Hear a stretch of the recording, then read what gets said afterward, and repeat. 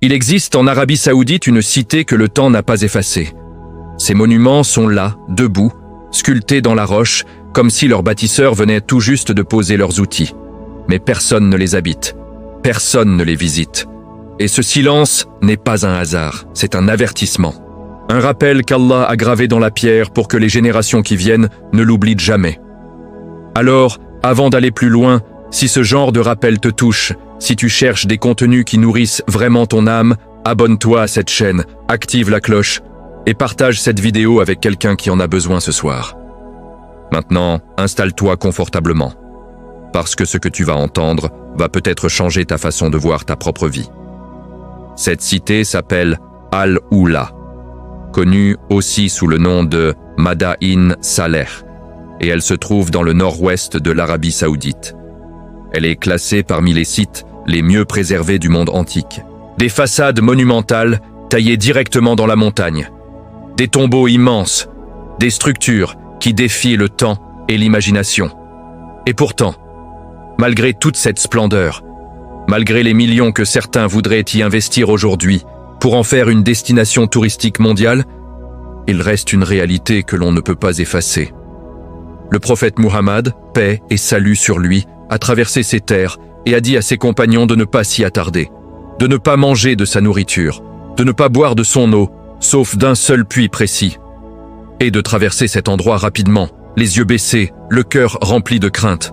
Pourquoi? Qu'est-ce qui s'est passé ici? Qu'est-ce qui a rendu cette cité si particulière, si lourde de sens que même le prophète, paix et salut sur lui, a ressenti le besoin de protéger ses compagnons de son atmosphère? Pour comprendre, il faut remonter très loin en arrière. Bien avant l'islam, bien avant les Arabes tels que nous les connaissons, il faut revenir au temps d'un peuple qu'Allah a mentionné dans le Coran à de nombreuses reprises.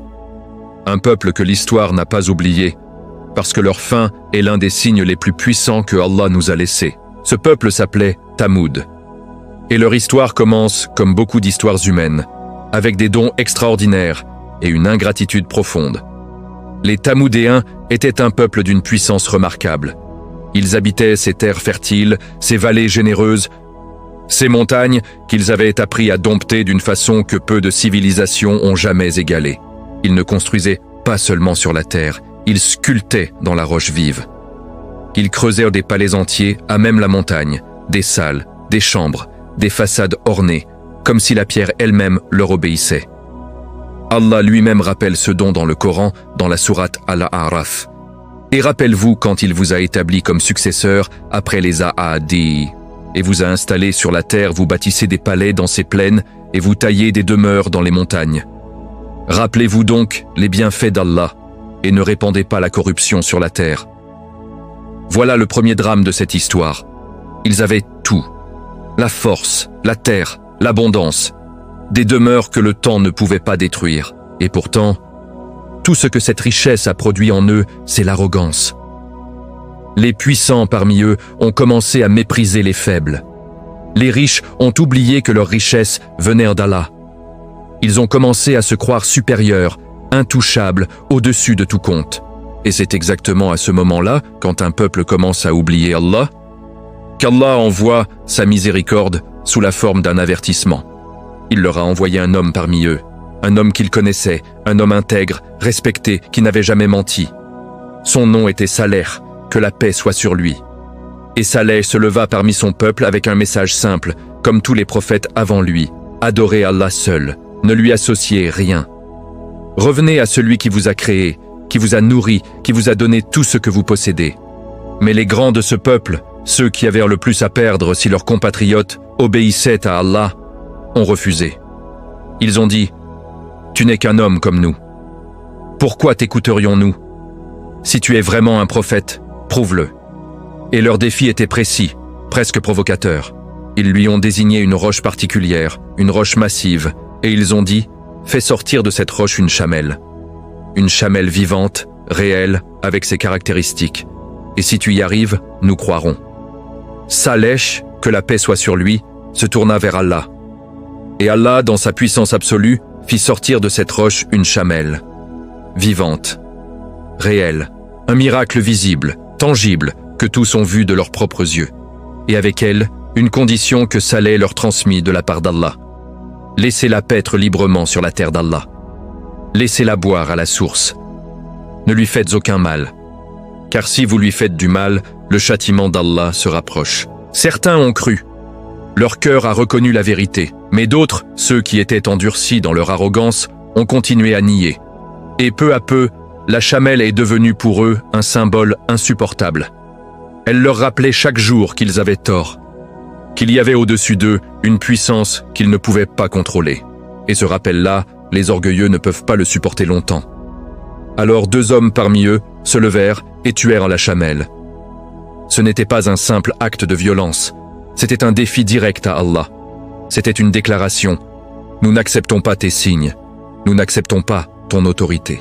Et Saleh, que la paix soit sur lui, leur dit alors avec une tristesse profonde dans le cœur: profitez encore 3 jours sur cette terre. Après ces 3 jours, le châtiment viendra. 3 jours. Imagine ce que cela représente. Savoir que le compte à rebours est lancé. Savoir que ce n'est pas une menace en l'air, mais la parole d'Allah transmise par un prophète. Et pourtant, même dans ces 3 jours, au lieu de se repentir, certains parmi eux ont comploté pour tuer Saleh lui-même. Mais Allah l'a protégé. Le 3e jour arriva, et dans la nuit, quelque chose se produisit. Le Coran le décrit dans la sourate Hud, avec une précision qui glace. Alors, une déflagration foudroyante les saisit, et ils devinrent dans leur demeure des corps gisants. Un séisme, un cri, une secousse qui traversa tout. Et ce peuple qui avait sculpté des palais dans la roche, qui se croyait invincible, disparut en une nuit. Leurs corps restèrent dans leurs maisons somptueuses, et leurs maisons, elles, restèrent debout, vides, silencieuses, comme un musée que Allah a laissé ouvert pour nous. Et c'est là que l'histoire prend une dimension qui nous touche directement, toi et moi, aujourd'hui, en ce moment. Parce que des siècles plus tard, le prophète Muhammad, paix et salut sur lui, passe par ces mêmes terres avec son armée lors de l'expédition de Tabouk. Et face à ces monuments, face à ces façades taillées dans la roche, face à ce silence lourd, il ne dit pas « Regardez comme c'est beau ». Il ne dit pas « Prenons le temps d'admirer ». Il dit à ses compagnons « Ne buvez pas l'eau de ce lieu, ne mangez pas de ce qui en vient. Et celui d'entre vous qui a déjà préparé de la pâte avec cette eau, qu'il la donne aux chameaux. Passez vite ». Et il baissa la tête, et il pleura. Pourquoi pleurait-il, lui, l'homme que Allah a choisi entre tous les humains? Parce qu'il voyait ce que nous ne voyons plus. Il voyait dans ces pierres silencieuses un avertissement d'une violence spirituelle rare. Il voyait que derrière ces façades magnifiques se cachait la conséquence de l'arrogance, du refus de la vérité, du mépris des signes d'Allah. Et il voulait que ses compagnons ressentent le poids de cet endroit, pas qu'ils l'admirent. Arrêtons-nous ici un instant, parce que ce moment a quelque chose à nous dire, à nous, personnellement. Combien de fois dans nos vies avons-nous reçu des signes d'Allah et avons-nous fait semblant de ne pas les voir? Combien de fois une épreuve est venue frapper à notre porte, et au lieu de nous tourner vers Allah, nous avons cherché une autre explication, une autre issue. Le peuple de Thamoud n'était pas moins intelligent que nous, mais leur orgueil était plus fort que leur lucidité. Et leur orgueil les a perdus. Alors aujourd'hui, toi qui regardes cette vidéo, pose-toi cette question sincèrement. Y a-t-il dans ta vie quelque chose qu'Allah te montre encore et que tu continues à ignorer? Une relation qui te détruit et que tu refuses de lâcher? Une habitude qui t'éloigne de ta prière et que tu remets à plus tard? Ces monuments de Madain Saleh nous rappellent que la vie peut basculer très vite. Que le moment pour revenir vers Allah, c'est maintenant, pas demain, pas après Ramadan, maintenant. Les scientifiques ont découvert au-dessus de cette région une anomalie dans la couche atmosphérique. Un endroit particulièrement exposé aux rayonnements, aux tempêtes, aux séismes, comme si la Terre elle-même portait encore la marque de ce qui s'est passé là-bas. Ce qui est certain, c'est que ces monuments sont toujours là, debout depuis des millénaires, et que le peuple qui les a construits a disparu en une nuit. Allah n'a pas détruit les bâtiments, il a retiré les âmes, parce que les bâtiments sont le témoignage. Ils sont là pour que toi, des millénaires plus tard, tu te souviennes.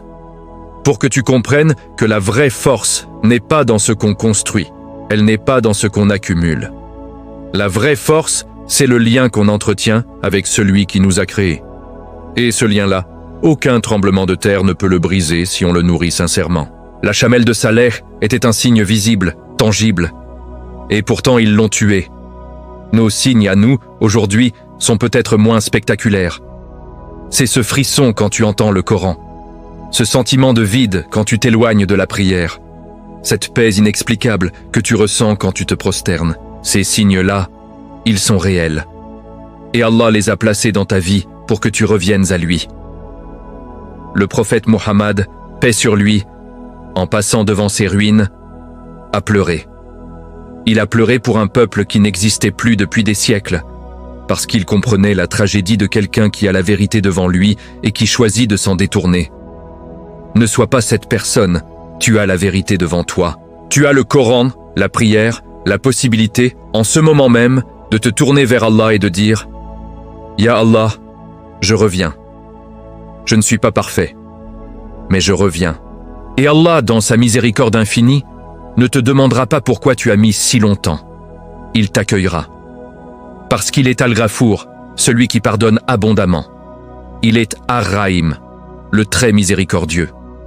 Et sa porte ne se ferme qu'au dernier souffle. Jusqu'à ce dernier souffle, le retour est possible.